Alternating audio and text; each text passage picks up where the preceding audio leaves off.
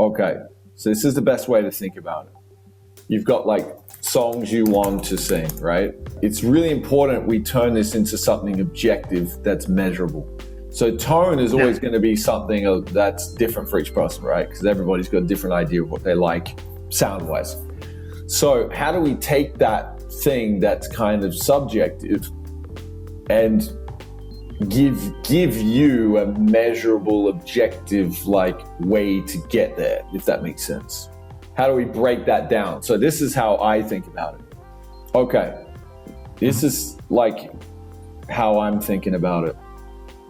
It doesn't matter what genre they are or anything. All these songs require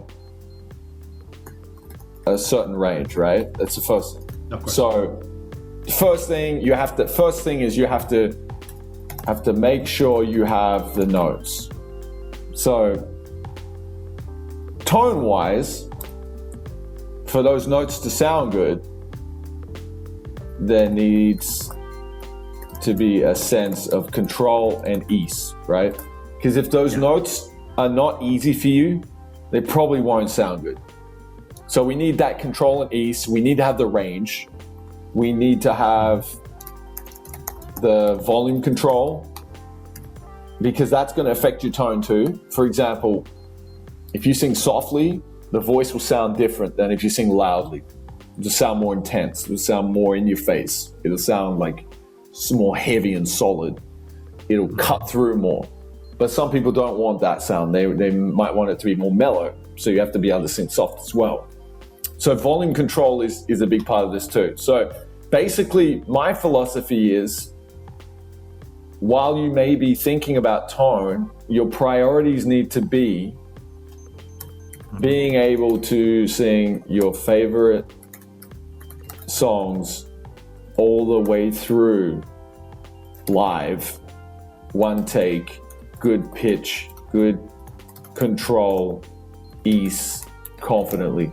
That's a pretty tough goal if your songs you like to sing are tough songs. So I'm working you all to this goal. That's my focus. Because if you can do this, you're a freaking killer singer.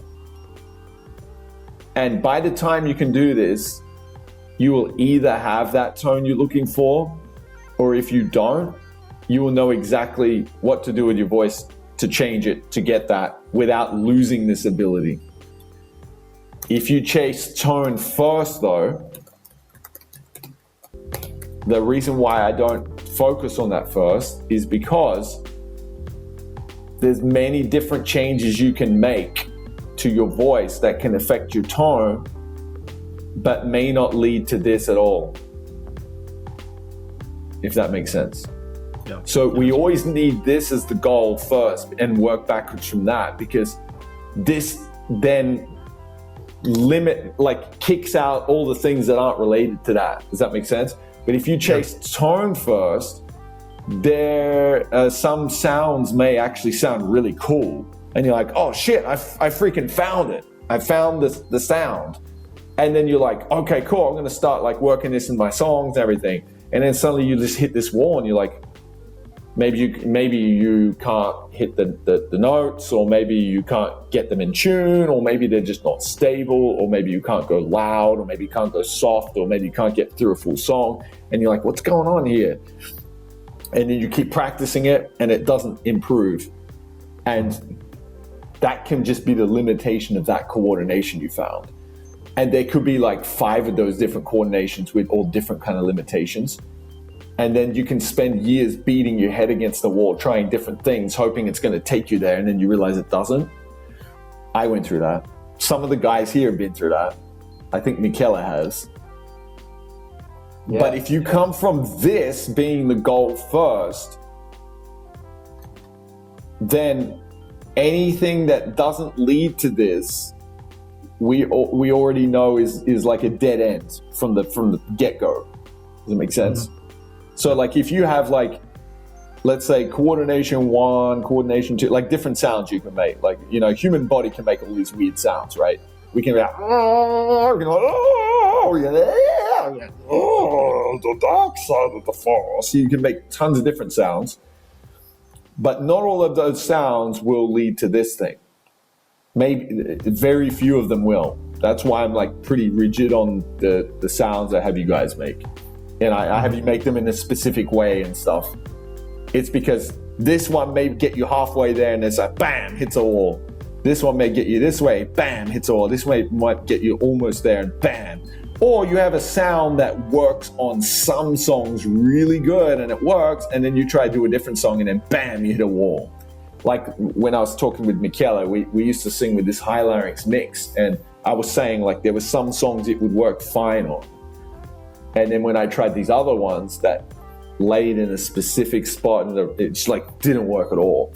So I started looking for like what's the best singers I was studying were guys that could like pretty much sing anything. And it was like the same technique they were using on any song they were doing. And they could go from their low notes, they could go to their high notes, they could go from their soft volume, they could go loud volume, and it was just like completely stable in all parts of their range. I was like, how the fuck do you get that? That's where we're heading, is this thing. The other thing about tone, I've mentioned this before, but I don't think a lot of people realize this because it's a little bit esoteric. A big part of tone is just confidence. It's a huge part of tone. Charisma and confidence. A lot of times there's tonal problems because we might be feeling that there's a hole in our voice that we're trying to hide around. Like we know, oh shit, I'm gonna strain or like get stuck, so I'm gonna like do this compensation to get around it. And these kind of like holes in our voice, we start hiding from them. And when we're singing songs, we're like, oh shit, and we're conscious of it. We're like, oh shit, I'm gonna get stuck on this note. Oh crap. Confidence comes when you can just go bam, straight through it. And you're not having to hide from anything. And that gives you freedom to start shaping your voice more. The way you pronounce the words and the vowels and things like that. And then your tone will shift from it. Like, this is Tom Jones. I'll post 2 clips. Tom Jones singing like his normal stuff where he sounds like really operatic. I felt the knife in my hand and she laughed no more. My Delilah. Why, Delilah? And then Tom Jones when he sings soul music. You know I'm standing above. I want you to give me all your love. So come on, open up your heart. Yeah. He sounds completely different. Sounds like almost like a different dude. But the technique under it's the same. He's just shaping his tone a little bit differently. But he can only do it because he's got absolute control of his voice. Absolute freedom. We got to get this thing first for you. And on the way to that, your tone's going to get better anyway. There are ways to do other sounds, but if you sacrifice the stability that we're doing to get those sounds, you have to start from scratch again. They won't take you there.